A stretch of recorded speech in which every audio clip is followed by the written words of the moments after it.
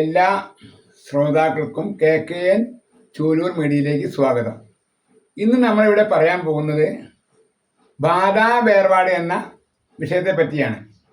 ഒരുപാട് തട്ടിപ്പുകൾ നടക്കുന്ന ഒരു മേഖലയാണ് ഈ പ്രേത വേർപാട് എന്ന് പറയുന്ന ആ സംവിധാനം.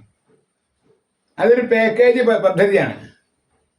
കുറച്ച് നമ്പൂതിരിമാരോ അല്ലെങ്കിൽ അതുപോലെ ആൾക്കാരുണ്ടാവും, ഒരു ജ്യോതിഷി ഉണ്ടാവും, ഇവരൊക്കെ കൂടി ഒത്തുകൊണ്ടുള്ള ഒരു പാക്കേജ് പരിപാടിയാണ്. അതെങ്ങനെ വെച്ചാൽ ഒരു വർഷത്തിന് ശേഷം, അതായത് മരിച്ചു കഴിഞ്ഞാൽ 10-ാം ദിവസം അല്ലെങ്കിൽ 16-ാം ദിവസം 44 ദിവസമൊക്കെ ബലിട്ട് കഴിഞ്ഞ് ഒരു വർഷം ശ്രാദ്ധം കഴിഞ്ഞ് ഒരു വർഷത്തെ ശ്രാദ്ധം കഴിഞ്ഞാൽ ആ ആത്മാവിനെ ഒരു വെള്ളി പ്രതിമയിലേക്ക് ആവാഹിച്ച് തിരുനെല്ലി കൊണ്ടുപോയി പിണ്ണം വെക്കുകയെന്നാണ് പറയാം. അങ്ങനെയുള്ള ആ ക്രിയകൾക്ക് വേണ്ടി വീട്ടുകാർ പറയും ഒരു ലക്ഷത്തോളൊക്കെ ചിലവാകുമെന്ന് പറയും. ചിലപ്പോൾ എത്രയാണെങ്കിലും വലിയ സംഖ്യ വരും. അങ്ങനെ 8-10 കർമ്മം ചെയ്യുന്ന ആൾക്കാരുണ്ടാവും, ഒരു ജ്യോത്സ്യനും ഉണ്ടാവും. അങ്ങനെ ആദ്യം തന്നെ വന്നു കഴിഞ്ഞാൽ ഇഷ്ടിക കൊണ്ട് വലിയ ഹോമം കൊണ്ട് ഉണ്ടാക്കും. അങ്ങനെ അവിടെ സുദർശന ഹോമം നടക്കുക ചെയ്യുക. ഈ സുദർശന ഹോമം എന്തിനാ വെച്ചാൽ ഈ കടലാടിക്കുക ഹോമിക്കുക. ഇതിൻ്റെ പുക കൊണ്ടിട്ട് ആ ഭാഗത്ത് എവിടെയെങ്കിലും മറിഞ്ഞിരിക്കുന്ന പ്രേതം, കാരണം പ്രേതത്തിനെ തന്നെ പിടിക്കാൻ വേണ്ടിയിട്ടാണ് ഇവർ വന്നത്, അവിടെ മറിഞ്ഞു നിൽക്കും. തൻ്റെ സ്വന്തക്കാരെ വിട്ടു വന്നാൽ ആ പ്രേതത്തിന് വലിയ സങ്കടം ഉണ്ടാവും. അപ്പം ആ മറിഞ്ഞു നിൽക്കുന്ന പ്രേതത്തിനെ ഈ മന്ത്രശക്തികളെ കൊണ്ട് അരി, പൂവ്, അക്ഷരമൊക്കെ എടുത്താണ് ആവാഹിക്കുക. ഈ ഹോമം ചെയ്ത് കഴിഞ്ഞാൽ അങ്ങനെ ആകെ ആ പ്രേതാത്മാവിനെ അവിടെ പോകാൻ വയ്യാത്ത അവസ്ഥയിൽ വരികയാണ്. ആ സമയത്താണ് ആ വെള്ളി പ്രതിമയിലേക്ക് കർമ്മം ചെയ്യുന്ന പ്രധാന കർമ്മി അത് അരി, പൂവ് കൂടി, അരി, നെല്ല് കൂടി കൂട്ടി അക്ഷരം എന്നാണ് പറയുക. അക്ഷരം, തുളസിപ്പൂവ്, വെള്ളം, ശുദ്ധമായ ജലമൊക്കെ എടുത്ത് ശംഖുപൂരമൊക്കെ നടത്തിയ വലത്തുകണ്ടിൽ ശംഖുപൂരം നടത്തിയ ശുദ്ധമായ തീർത്ഥമൊക്കെ ഉണ്ടാവും, അതെടുക്കും. അതൊക്കെ കൂടി എടുത്തിട്ട് ആ അന്തരീക്ഷത്തിന് ആത്മാവിനെ ഇങ്ങോട്ട് ആവാഹിക്കുക. ആവാഹിച്ച് ഇങ്ങനെ പിടിക്കും. ഇവിടുത്തെ ഭയങ്കര ഇങ്ങനെ ആവാഹിച്ച് ആ എവിടെയെങ്കിലും മൂലയിൽ എവിടെ പറഞ്ഞിരിക്കണ്ടേ എന്നിട്ട് വെള്ളി പ്രതിമയിലേക്ക് കണ്ട് ലയിപ്പിക്കുക ചെയ്യുക. ആ വെള്ളി പ്രതിമ ലയിപ്പിച്ച് കഴിഞ്ഞ് കഴിഞ്ഞാൽ പണിക്കർ നോക്കുക. പണിക്കർ രാശി വെച്ചിട്ട് ഇല്ല, ശരിയായില്ല, ഒന്നും കൂടി വേണം. അപ്പം വീണ്ടും അരിപൂവ് അക്ഷരം ജലമൊക്കെ എടുത്ത് ചന്ദനമൊക്കെ എടുത്ത് വീണ്ടും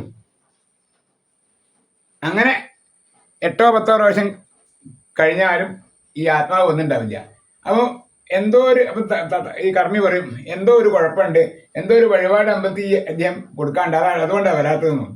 അപ്പോൾ നേരത്തുണ്ടാവുമല്ലോ, അതെന്തെങ്കിലും ഒരു ഗുരുവായൂരമ്പലത്തിൽ അടുത്തൊരു അമ്പലത്തിൽ എന്തെങ്കിലുമൊക്കെ അത് കഴിക്കാന്നുള്ള അതിന് അങ്ങോട്ട് ആ പൈസ മാറ്റി വെച്ച് കഴിഞ്ഞാൽ ഇനി നോക്കാൻ പറയും. അപ്പം നോക്കി കഴിഞ്ഞാൽ പെട്ടെന്ന് വന്നു, സാന്നിധ്യമായി. അങ്ങനെ പണിക്കരെ പ്രവൃത്തി കഴിഞ്ഞു. അദ്ദേഹം ദക്ഷിണ കൊടുത്ത് അദ്ദേഹം പറഞ്ഞയച്ചു.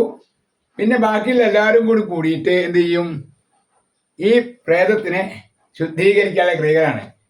പിന്നെ അതിനെ കുളിപ്പിക്കും, ചന്ദനം തൊടിക്കും, തിലഹോമം ചെയ്യും, അതിൻ്റെ പ്രസാദം തൊടിക്കും, സംഭാവന എന്നാ പറയാം. ഇങ്ങനെ അനവധി ക്രിയകൾ ചെയ്ത് അവസാനം വലിയ അഷ്ടവൽമട്ട് സായുധ്യ പൂജ, എല്ലാ ബന്ധുക്കാരും വിളിച്ചു വരുത്തും, വിളിച്ചുവല്ലി പ്രായശ്ചിത്തം, അങ്ങനെ എല്ലാ ക്രിയകളും ചെയ്ത് അവസാനം ആ ഭഗവാൻ മഹാവിഷ്ണുവിൻ്റെ പാദത്തിൽ ലയിപ്പിക്കുകയാണ് ചെയ്യുക. അത് കഴിഞ്ഞ് അത് തിരുനെല്ലി കൊണ്ടുപോയിട്ട് ഇവിടുന്ന് കൊണ്ടുകൊടുത്ത് അവിടെ ബലിയിട്ട് പോന്നോളാൻ പറയും. ഇതാണ് സംഭവം. ഈ മഹാവിഷ്ണു ലയിപ്പിക്കുന്നത് ഈ പത്മത്തിൽ കൂടെയാണ് ലയിപ്പിക്കുന്നത്. പത്മത്തിലേക്ക് മഹാവിഷ്ണു ആവാഹിച്ച ആ മഹാവിഷ്ണു കൂടെ ആത്മാവിനെ പറഞ്ഞാക്കിയ.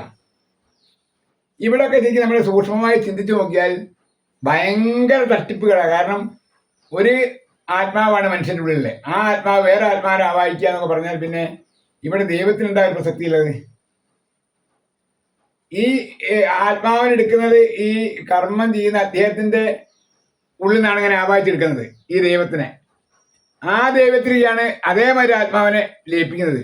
ഇതൊക്കെ കേൾക്കുമ്പോൾ തന്നെ ഒരു വിരോധാഭാസമാണ്. സാക്ഷാൽ ഭഗവാൻ ഇതിൻ്റെ ഒരു പുലബന്ധം പോലും ഇല്ല.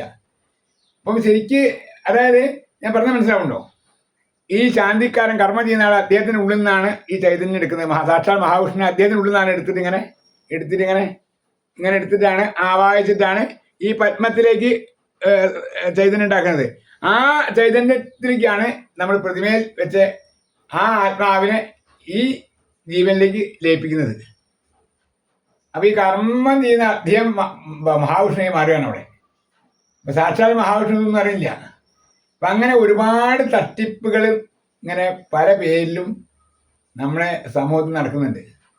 ശരിക്കും മരിച്ച ആൾക്കാർക്ക് ചെയ്യേണ്ടത് എന്താ വെച്ചാൽ ജീവനോടുള്ള സമയത്ത് അവർക്ക് സുന്ദരമായ ഭക്ഷണം കൊടുക്കുക, അവർക്ക് വേണ്ട വിശ്രമം കൊടുക്കുക, മരുന്നുകൾ കൊടുക്കുക, അവരെ വേണ്ട മാതിരി ശുശ്രൂഷിക്കുക.